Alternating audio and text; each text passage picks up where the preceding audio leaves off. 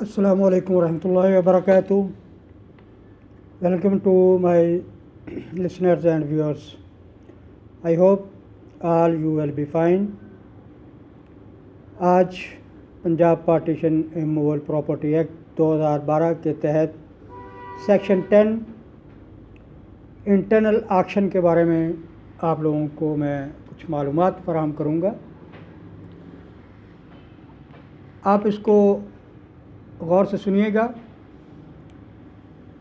Section की language भी बयान करूँगा, उसको एक्सप्लेन भी करूँगा और उसके साथ साथ आपसे गुजारिश है मेरे चैनल को सब्सक्राइब भी और लाइक करें, मैक्सिमम दोस्त अहबाब में शेयर करें। ये एक कानूनी मालूमाती चैनल है जिस पे रहनुमाई दी जाती है इब्तदाई मालूमात की। मेरा ताल्लुक़ लाहौर से है, आबद मेरा नाम है। हाई कोर्ट की प्रैक्टिस करता हूँ।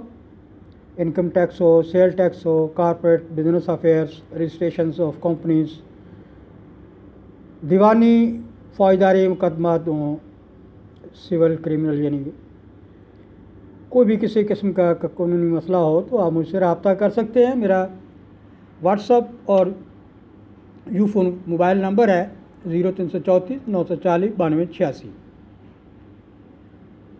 आइए नाज़रीन इकराम, पंजाब पार्टीशन इमूवल प्रॉपर्टी एक्ट 2012 दफ़ा 10 इंटरनल ऑक्शन, इसमें क्या रहनुमाई मिलती है वो आपको बताता हूँ।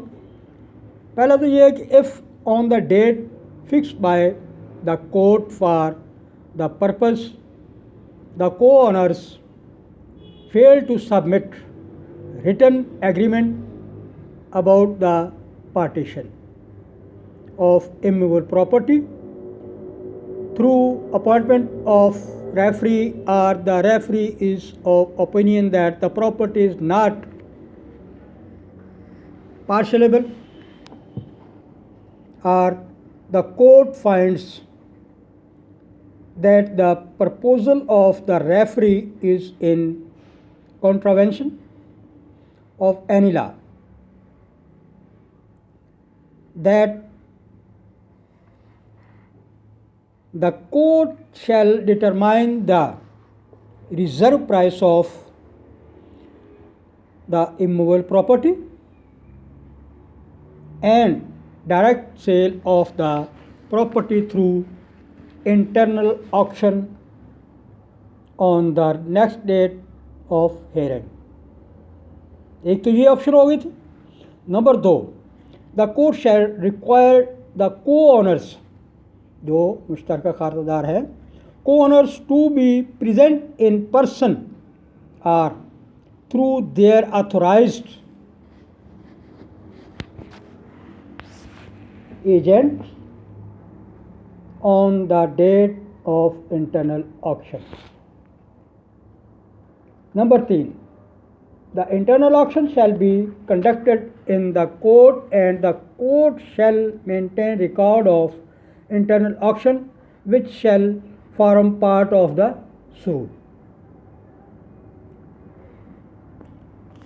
ये है कि कोर्ट जो है, अदालत तारीख मुकर्रर करती है अगर मुश्तरका खातादारान के दरमियान कोई एग्रीमेंट, तस्वीया या उनके किसी एजेंट के ज़रिए ना हो सके तो कोर्ट जो है, अदालत इसका फ़ैसला करेगी और उसकी जो प्राइस है, वैल्यू है उस प्रॉपर्टी की, वो मुकर्रर करेगी और नेक्स्ट हियरिंग पे उसकी बोली लगाई जाएगी कोर्ट के सामने, अदालत के सामने, जज के सामने। तो इसके लिए अदालत जो है, कोर्ट बज़ात ख़ुद उसका रिकॉर्ड मेंटेन करेगी क्योंकि उसके सामने ऑक्शन हो रही है। जो भी चीज़ें तय होंगी कोर्ट डिसाइड करेगी, देखेगी कि ये सही है, उसके तहत वो ऑक्शन फाइनल की जाएगी। उसके बाद आता है कि any 2 or more co-owners of the immovable property may submit their written offers or counter written offers until one of them makes the highest written offer चौथी ऑप्शन ये भी है कि उन को ऑनर्स में से कोई एक वो रिटर्न ऑफ़र जो है अदालत में जमा करवाता है और उसकी बोली बाकियों से ज़्यादा है, तो कोर्ट इस पे भी गौर कर सकती है। Number 5, the court shall declare the highest bidder as auction purchaser in internal auction and direct the auction purchaser to deposit the auction price within 15 days of the auction, but the auction purchaser may deduct from the auction price to be deposited such amount as equal his share in the immovable property। Court अगर तस्वर करती है, समझती है, देखती है कि ये हाईएस्ट बिड है इंटरनल ऑक्शन में, तो उसको डिक्लेयर करेगी। और वो जो ऑक्शन देने वाला है परचेज़र है, बेशक को ऑनर्स में से है, तो वो उसका अर्नेस्ट मनी यानी बयाने के तौर पे कोर्ट में 15 दिन के अंदर जमा करवाएगा और वो ऑक्शन प्राइस भी उसमें इंक्लूड कर सकता है। वो जो पहले जमा करवा दी, बाकी जो बैलेंस रहा वो भी उसमें जमा करवाएगा। छठे नंबर पे है कि if the auction purchaser deposit the auction price under sub section 5 within the prescribe time, the court shall confirm the cell.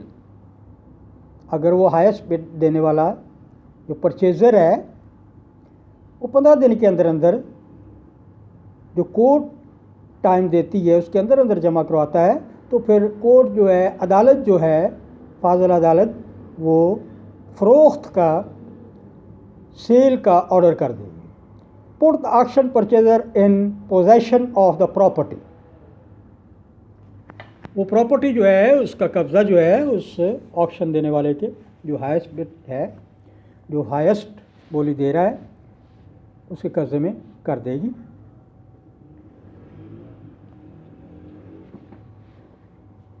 And distribute और तकसीम करेगी the auction price amongst the other co owners according to their respective shares. बाकी जो मुश्तरका खातादार हैं वो जो कीमत है वो उनके दरमियान कोर्ट उनके हिस्सा के मुताबिक डिस्ट्रीब्यूट कर देगी, तकसीम कर देगी। ये इंटरनल ऑक्शन में सेक्शन 10 इंटरनल ऑक्शन और internal auction Punjab partition immovable property act 2012 के तहत। 7वें नंबर पे ये है कि the auction purchaser fails to deposit. ये भी है कि अगर वो बिड देने वाला जो ऑक्शनर है वो नाकाम हो जाता है, auction price under sub section 5 within prescribe time, the court shall fix another date for internal auction, but such auction purchaser shall not participate in the subsequent internal auctions. अगर वो पहला जो बंदा जिसने highest बोली लगाई वो अदालत की कानूनी टाइम के मुताबिक 15 दिन के अंदर अंदर वो अपनी अमाउंट जमा नहीं करवा पाता, तो अदालत फिर next hearing for internal auction के लिए मुकर्रर करेगी, मगर वो उसमें हिस्सा नहीं ले सकेगा क्योंकि वो नाकाम हो गया ना पेमेंट जमा करवाने में। तो अब अदालत को दोबारा उसकी इंटरनल ऑक्शन के लिए सारा प्रोसीजर अडॉप्ट करना पड़ा। नंबर 8, द सेकंड और subsequent internal auction shall be held as far as possible. जितनी जल्दी हो सकता है। फिर दूसरी जो इंटरनल ऑक्शन है इमूवेबल प्रॉपर्टी की पार्टीशन की, वो अदालत जो है उसको अमल दरामद कराएगी जल्दी से जल्दी जितना भी मुमकिन हो सकता है, in accordance with the procedure content in the section, इस सेक्शन के तहत, for the first internal auction. ये वो इंटरनल ऑक्शन है, ठीक है, जो अदालत करती है और अदालत के अंदर ही सबसे ज़्यादा बोली देने वाले को वो प्रॉपर्टी और उसका कब्ज़ा अलाट कर दिया जाता है। तो ये थी दफ़ा 10 इंटरनल ऑक्शन। आपसे आखिर में फिर गुजारिश करूँगा मेरे चैनल को मैक्सिमम देखें, ज़्यादा से ज़्यादा देखें, लिसन करें, शेयर करें, सब्सक्राइब करें मेरे चैनल को Abad advocate high court YouTube. आपका बहुत बहुत शुक्रगुजार हूँ। Thank you very much. अल्लाह हाफिज़।